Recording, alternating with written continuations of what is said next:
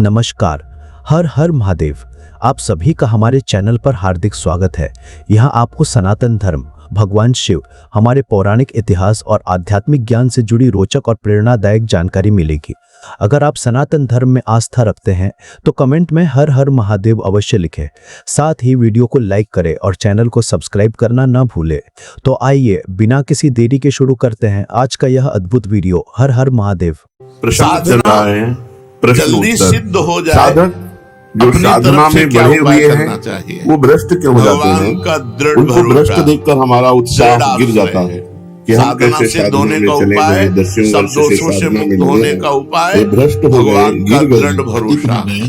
हम वही मुंह खाते हैं जहाँ भगवान की आज्ञा का उल्लंघन करते हैं, शास्त्र आज्ञा का उल्लंघन करते हैं। पक्का समझ लो, गुरुदेव भगवान कहते थे चाहे 24 घंटा भजन कर लो, अगर 1 मिनट भी आज्ञा का उल्लंघन करोगे तो 24 घंटे के भजन का आनंद अनुभव नहीं कर पाओगे, आपको भ्रष्ट कर देगा। बिल्कुल ठीक लकीर पे चले, जो लकीर खींच दी गई उनके लिए गुरु आज्ञा लकीर का फकीर, शास्त्र आज्ञा का पालन कौन और भगवान लकीर का साधना हो रही। जो गुरु ने लकीर खींच दी कि इस पे चलना है, बस इधर नहीं, राई के सम चलत ही हो और की ओर, राई भर पैर उतार दिए लकीर से तो फकीरी में अंतर आ जाएगा। कृपा से लकीर का फकीर। साधक को जब अहंकार आवे तो अपने से ऊंचे महात्माओं के चरित्र पढ़ने चाहिए, अपने से बड़े संतों के चरित्र पढ़ने चाहिए। जो जीटी रोड बना है पूज्य जैन मुनियों का दर्शन हुआ, संप्रदाय है, साधना सुन करके ये जीटी रोड लगता है कि अपने लोग तो केवल जी रहे हैं। अपनी जान में प्रयास में कमी न रखे और भारत साधना ऐसी गर्मी में रखे,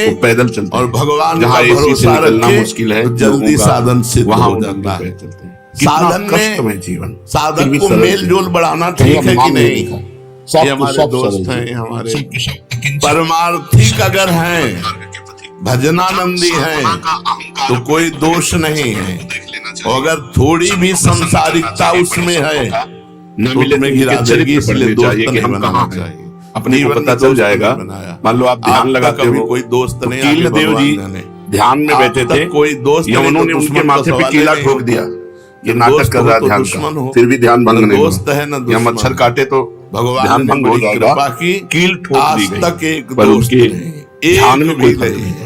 बड़े महापुरुषों का रहते हुए, बड़े महापुरुषों के चरित्र, मान लो त्यागी चिदरामी से बढ़कर कौन त्यागी हो सकता है? जिनके पहनने के लिए वस्त्र, खाने के लिए भोजन नहीं, संत सेवा में घर के खिड़की दरवाजे तक बेच दिए, फिर भी भगवदानंद में मस्त है। की चरण के माथे पे है साधना, देखो किसी से नहीं कि अमुक आश्रम के अमुक मान। जब साधन का अहंकार जागे प्रेम तो अपने से बड़े संतों के चरण पढ़ने है, भगवान से प्रार्थना करनी चाहिए। वैसे परमार्थ में साधना मार्ग में मेल जोल से साधना में होता है, उसको अहंकार होता ही नहीं। मेल जोल में धोखा हो जाता है, उन्हीं की आज्ञा से जमुना बाई हुआ है और ये जुगल घाट पे रहती थी। मैं तो केवल निमित्त मात्र हूं, इसमें तो गुरुदेव अकबर का भांजा साधक वो यहाँ चुना हुआ साधन करता है, उसमें जरूर अहंकार अपने सैनिकों के साथ देखा। ब्रह्मचारिणी, मौनी, फटे पुराने कपड़े शरीर पे लपेटे यमुना स्नान कर माया बड़ी झलक रहा था। देवी है सागुणमयी मम्माया सुंदरी, बड़े बड़े सेवा में आनी लेती है।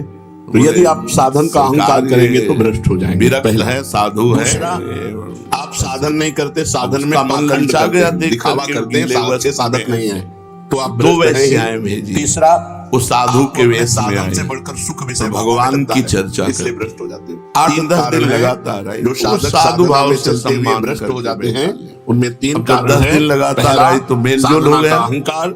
दूसरा साधना में पाखंड, दंभ, दिखावा, वो 2 दिन फिर नहीं।